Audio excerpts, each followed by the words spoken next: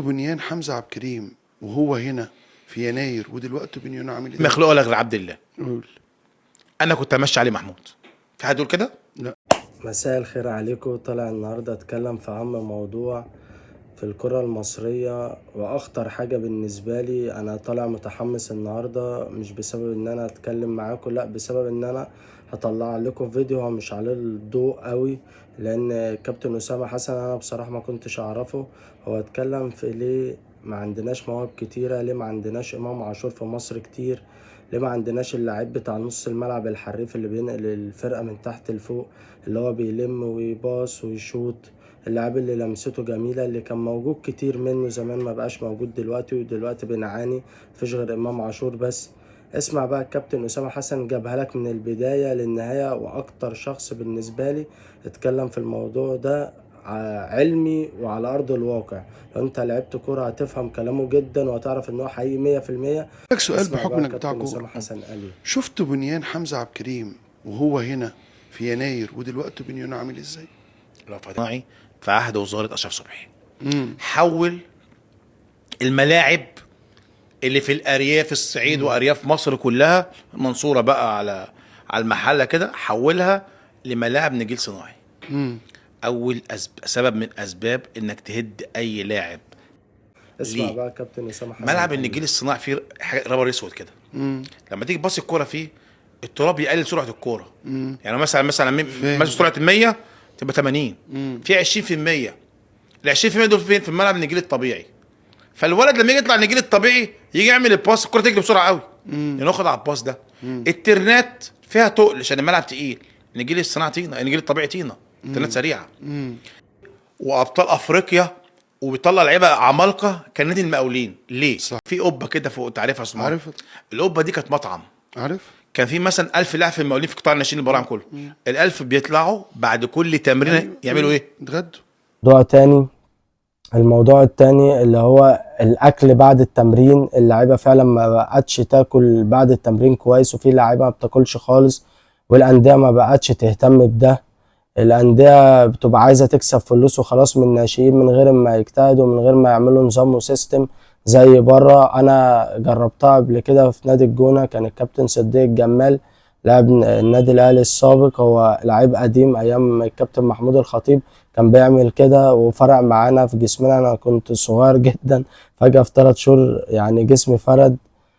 فده مهم جدا ان اللاعب ياكل بعد التمرين، ان اللاعب اول ما يخلص على طول يبقى ليه وجبة متكاملة فيها بروتين. مخلوق ولا غير عبد الله. قول. انا كنت امشي علي محمود. في حد يقول كده؟ لا. تالت حاجة ودي أهم حاجة ودي أخطر حاجة إحنا قابلناها، اللي هو الأجسام الصغيرة، وإن المدربين اللي بيقيموا في الأندية الكبيرة سواء في الاختبارات أو سواء ماسك فريق ناشئين، هو بيقيم عن طريق الجسم والقوة البدنية. طب أنا جسمه صغير بس لعيب كورة، لا والله مش هتنفعني، ممكن أحتاجك في وقت من الأوقات، بس أنا محتاج اللي هو المسنن المزور اللي هو جسمه كبير اللي هيعرف يلتحم. ما بقتش كورة هنا، بقت عبارة عن أجسام، وعشان كده بنلجأ للتسنين والتزوير.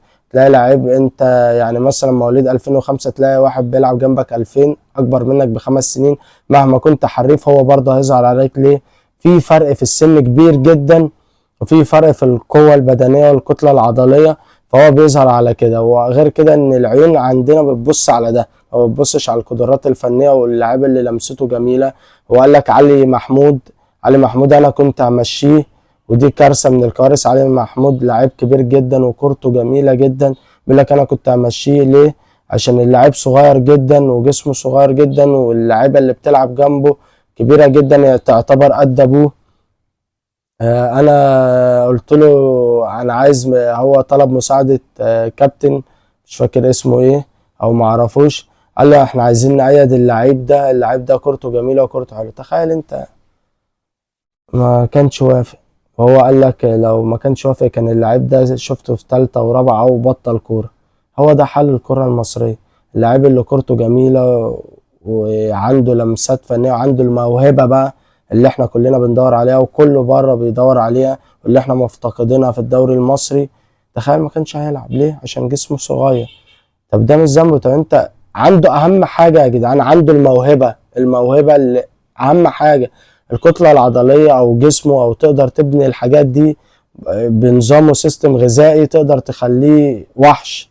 بس الموهبة مش هتلاقيها، مش هتقدر تديله موهبة، مش هتقدر تبني موهبة. الموهبة دي حاجة فطرية اللاعب بيتولد بيها زي ميسي وكريستيانو. كريستيانو عنده الموهبة، بس ميسي موهبة فذة، موهبة فظيعة.